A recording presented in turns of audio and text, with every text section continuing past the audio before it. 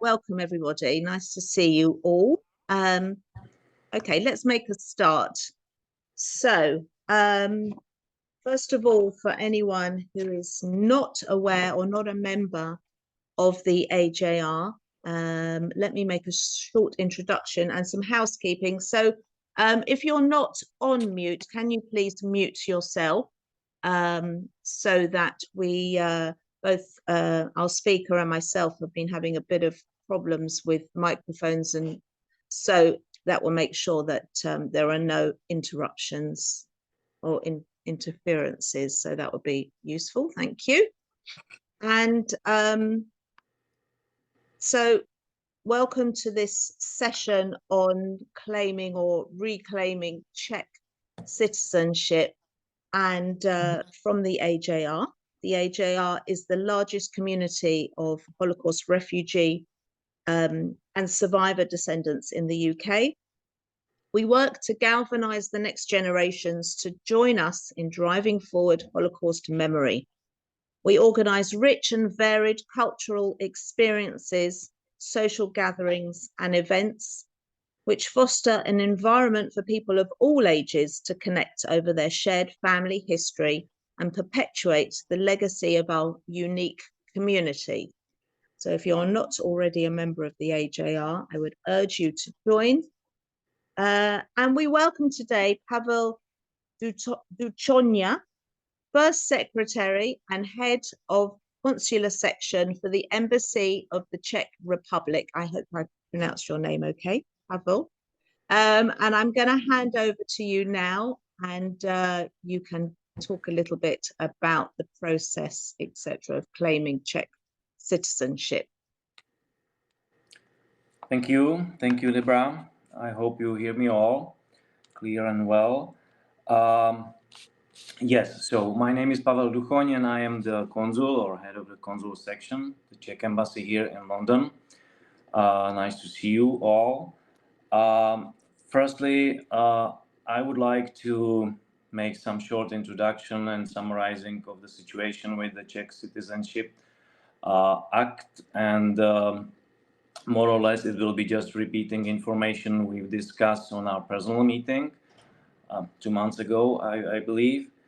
And then I, of course, received some questions. So then after I will answer those questions regarding the reclaiming the Czech citizenship. So situation now is that the obtaining or acquisition of the Czech citizenship is governed by the Czech Citizenship Act, and for 99 or 98% of all applicants, it's a very formal act submitting the necessary documentation proving that the moment of born of the applicants, at least one of the parents was the Czech citizens. But however, there is still one significant group of applicants, and this is very important for us today, and I think that's the reason we are having this conversation. We are talking about people born between 1948 and 1969 and their descendants, who currently, at the moment, they don't have opportunity to apply for citizenship. This group was covering paragraph 33 on the Act of Citizenship, which was regulating this, but was a specific situation, and the windows of opportunity to apply was very short, was 1 year, actually was year 2014, and from the 1st of January until the 31st of December 2014. So there was only possibility for a lot of people, which is now, they are now drop off the law. But the Czech authorities are trying to remedy this situation, and the draft amendment to the Citizenship Act was submitted by the group of deputies. It was a year ago. It was November last year. The current government, the Czech government, approved this amendment on December last year, and it was forwarded to the Organization Committee of the Chamber of Deputies, which recommended for discussions. It was in January this year. However, this draft was still not discussed, not even discussed in the Chamber of Deputies in so-called the first reading. So this is still waiting, and soon will be a year. The procedure would be that after the first reading and approving in the Chamber of Deputies, there will be discussion in the Senate of Czech Republic, and also will be approved there, and then must be signed by the president. So this is the current situation. I'd like to add that the amendment is, I think, very favorably prepared. The all work from the technical expert lawyers, all work has been done on this level, and at the moment we're still waiting for the approval on the political level only. The very moment the law is approved and enter into the force, so all the responsible Czech authorities, including the embassies across the world and our embassies, of course, will be able to accept the application for the Czech citizenship for this specific group of people and their ascendants. So yeah, situation still the same as was in the beginning of the year, as was in the summer, as we discussed. And as we said, we are waiting on the approval on the political level. So that's the current situation.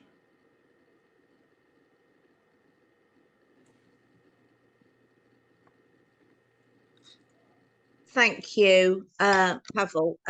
So I guess the first message is patience is required, unfortunately, for the application for Czech citizenship. And I'm sure we will all let everybody know once there is a change. In the meantime, I have some questions that people have submitted about their specific situations. So if you wouldn't mind responding to those, people might find that useful. Okay. Yes, please. So there's a little bit of background here to some of the questions, so they're quite lengthy, but here we go. One person wrote in, Dad's family lived in Teplice in Sudetenland for over 300 years. Dad's mother was born in 1903, free Czechoslovakia, part of the Austro-Hungarian Empire. She was Czech post-1918 until she married in 1930 to my grandfather, who was Hungarian. She automatically took on his nationality, as did my father when he was born in Teplice. Can I still claim for Czech citizenship based on place of birth rather than citizenship time of birth? Yes, yes. So thank you for the question. I believe, yes, there's a chance to obtain Czech citizenship. That is a very common situation from back time. We are talking about grandmother, so we are two generations. And the situation that it has to be clear that if the grandmother, as I understood, lived in after 1918 on the territory of the former Czechoslovak Republic, which Teplice was, so there's one condition, and she has a Czechoslovak citizens, or she had a Czechoslovak citizens, which I understood is also until she was married with the Hungarian citizens. It's a different story. But in this case, this situation is covering by the paragraph or section 31, and the applicants can apply for this. Just we need any papers regarding the grandmother. This applies, by the way, for two generations. So we are talking if the applicant is granddaughter, so there is a chance, and she can apply for a Czech citizenship based on the paragraph 31. So yeah, I can see it quite positive. Great. When you talk about the papers about the grandmother, what is necessary? Yes. So this is it's quite general advice because if we are in this case we are digging in history back, let's say 100 years. So every papers which is possible to find out, every papers you can find, just scan it and send it to us. So we are talking about the personal documents, IDs, passport. We are talking about the birth certificate, maybe some religious documents, which was very often by the time, even the correspondence with the former Czechoslovak authorities might be very helpful. So we have the dedicated email address for this. My colleague, she's working on it. So general advice is as much documents you can find. If you don't have a passport or some ID with the personal data, doesn't matter. Just scan it and send it to us, and my colleague, she will go through it and give some feedback or maybe some additional question. And if there will something which will be valuable, so we can send it to the Czech Republic to dig in some archives. Sometimes it helps, sometimes not. But generally, I know that it's let's say 100 years ago, so it's very difficult to find some passports or something like this. But every piece of document in line with the or regarding to former Czechoslovak Republic is important. Right. Can you give me the email address Mm-hmm. that you were Yeah, talking I'll about? send it to you later. Okay. Do you want to just say it now, and then people Maybe yes. can... It's not much complicated. It's all small letters. So it's a London dot London. citizenship Yeah. at, and Yeah. there is a MZV Mike Zulu Victor Yeah. dot gov golf Yeah. Oscar Victor dot CZ like Charlie Zulu. Yeah. So that's the email address. Okay. So london.citizenship@mzv.gov.cz Mm-hmm. in my English accent. Perfect. Okay, lovely. So I've made a note. That's really useful. Thank you very much. Right, let's go on with another question.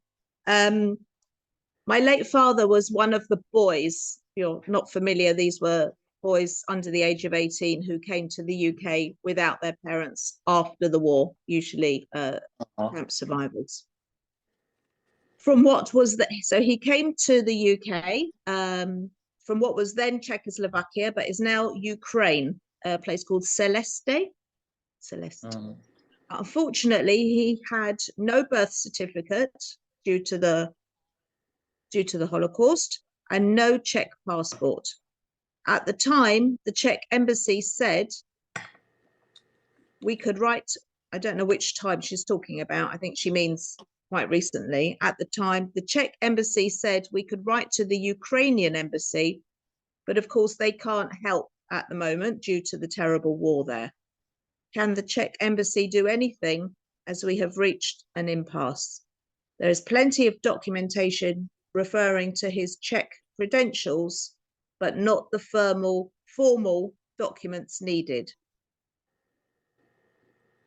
Mm-hmm. So I guess it would depend on what sort of documentation they do have. I'm assuming. Yes, definitely. It's quite more complicated than than the last one. We are talking about the territory which was part of former Czechoslovak Republic, the first Czechoslovak Republic. We call it Zakarpatská Ukrajina, Zakarpatsk Ukraine. The territory was part of Czechoslovak, but after the Second World War, it became to be part of Soviet Union. And the situation for the residents there, they have two options, let's say. And it was the year 1946. The first option was to move to the territory of the former Czechoslovak, so today's Slovak or Czechia, and they remain the Czechoslovak citizens, or they stay where they lived for generation maybe. But in this case, they began to be citizens of Soviet Union. So only chance to reclaim or to ask for the Czechoslovak citizens if the ancestors of the applicants or whoever sent these questions move from the from the Ukraine, from the Celeste to Czechoslovak Republic after Second World War, and then move. So yeah, there has to be something has to be clarified, because I don't know if he describes the situation of the boys, if the boys was moving to the England before war, and what was the history. But there is a chance, there might be the chance to apply for a Czech citizenship, but the ancestors or fathers or grandfathers has to move from the today's Ukraine to today's Czechoslovak and be Czechoslovak citizens. So that's the only way how to proceed with some possible paragraphs in the Czech Citizenship Act. Yeah. I think the case with the boys is that their parents were murdered, and they went after they were liberated from the camps as very young children. Some of them, some older children, they came straight to the England. UK. Mm-hmm. Yeah, because they had no family left. So complicated situations, and Yes, everyone maybe in this different. case, yeah. But I would recommend just send it, just historically what happened, where happened, and maybe we can ask for some documentation and look for it. It's only what we can do Yeah. with the details. Great. Okay. Lovely. Thank you. Mm-hmm. After a person obtains their citizenship, please explain the process required in order to vote in elections from the UK. Mm-hmm. Mm-hmm. Yeah, that's a correct suggestion. So after obtaining the Czech citizenship, the person or the Czech citizen has right to vote abroad, wherever, not in England only.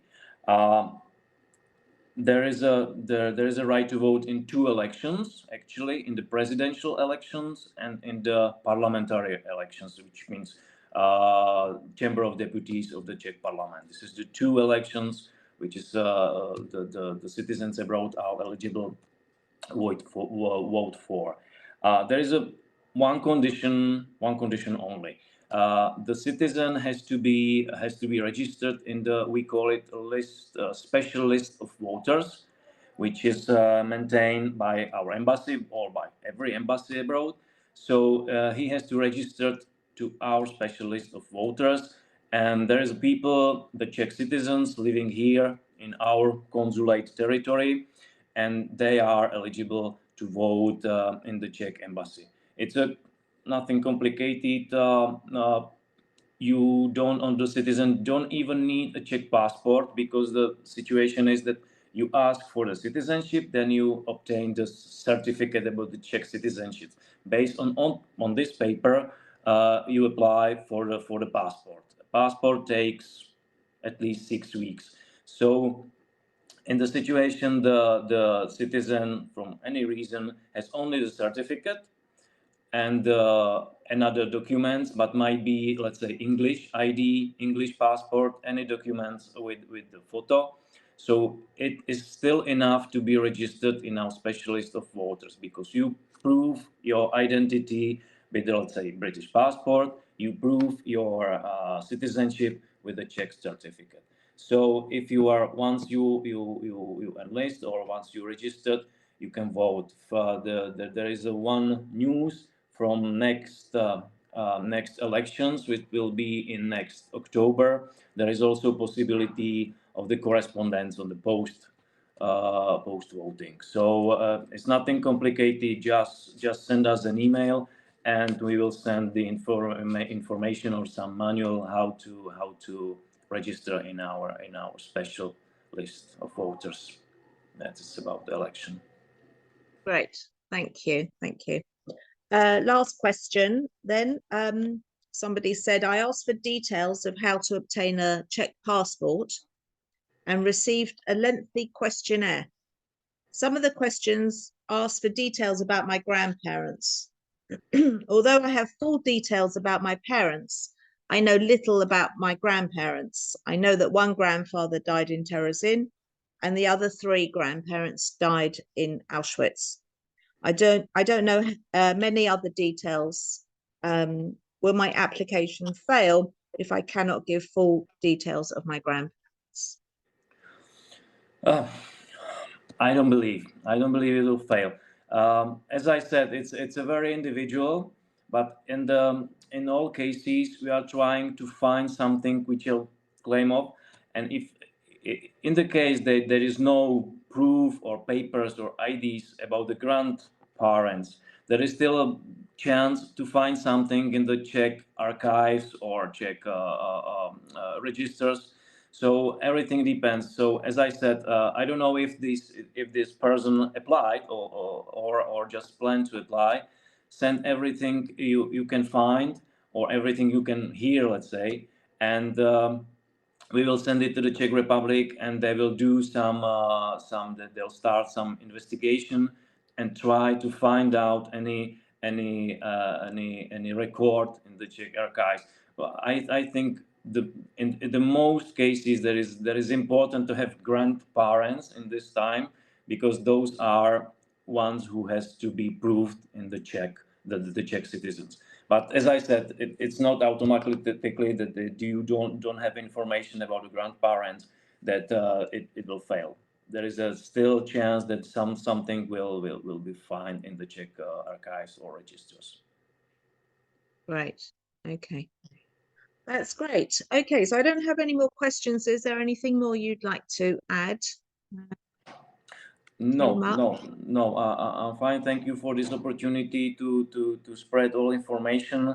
As I said, yeah. Unfortunately, this amendment is dragging quite long, but there is only chance to not maybe to wait or to try to convince the Chamber of Deputies. This is something what we as a clerk we need the law. Anyway, I would recommend and I would encourage anyone maybe to start to try to find any papers, any document. As I said, this is important for us to be prepared, because I believe that the amendment will be approved. But yeah, it's still, as was said, waiting on the decision on the political level. Yes, and of course, once it's hopefully approved, there may well be a big number, a large number of applications coming through. Yes, it will be. So But yeah, I believe we are prepared. We're expecting this big first wave, same as our colleagues in United States and Canada and Australia, maybe Argentina. There'll be some counting how many cases will be. So yes, we believe that we can do our job. yeah, right. Okay. So I can see some people want to ask questions. We're not going to take questions today. I did give plenty of warning that questions were only going to be read out if submitted in advance. However, we do now have the email for the office at the Czech Republic, at the Czech Embassy, sorry. So feel free to contact them with any more questions. And this recording will be available in a short while if anybody wants to listen to it again and check your your information. So I want to thank you very much, Pavel. Very kind of you to give up your time. If anybody has the opportunity to also apply for either German, Czech or Slovak citizenship, those online events are happening tomorrow and Thursday. So you're welcome to join those as well. And we will leave it there. So thank you very much, everybody, and have a good day. Thank you. Thank you for